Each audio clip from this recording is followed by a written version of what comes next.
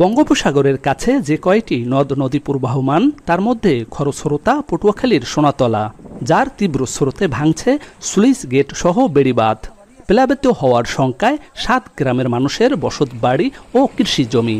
মাইয়া ফলার লইয়া থাকতে রাইতে ভয়াবহ করে, এখন বর্তমানে বাড়িঘর তলায় নিয়ে আছে। স্থায়ী ভিত্তিতে যদি স্লুইস গেট না হয় তাহলে আমাদের এই অত্র এলাকা মানে নীলগঞ্জ ইউনিয়ন 40,000 মানুষ এবং কয়েক হাজার একর জমিন সব লবণতে চাষার জমি সব লবণ হয়ে ধান হবে না। আমাদের এই স্লুইস গেট যদি অতি তাড়াতাড়ি না করা হয় তা আমাদের হাজার হাজার একর জমির ধান ফসল ক্ষতি হইবে, এই মাছ পোনা চলিয়ে যাইবে, বাড়িঘর তলাইয়ে যাইবে।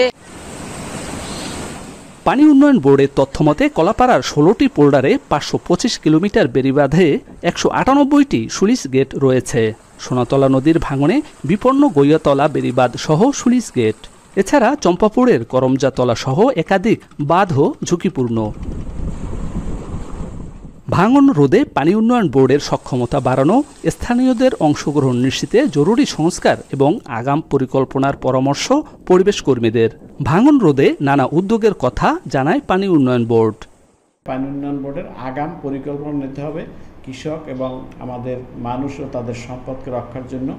বেড়িবাঁধ যথাযথ রক্ষণাবেক্ষণ করতে হবে এবং নদী ভাঙন থেকে রক্ষায় আগাম পদক্ষেপ নিতে হবে। এই জন্য বাৎসরিক একটা কর্মপরিকল্পনা থাকতে হবে, যেখানটায় আমি মনে করি যে সাধারণ মানুষের অংশগ্রহণ জরুরি হয়ে পড়েছে। স্লুইসটি প্রায় নদী ভাঙনে প্রায় সম্পূর্ণ চলে গেছে।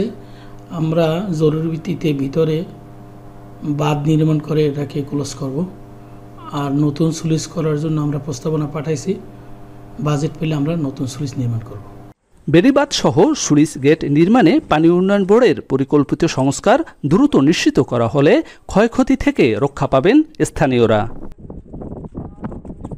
জসিম পারভেজ, এখন পটুয়াখালী।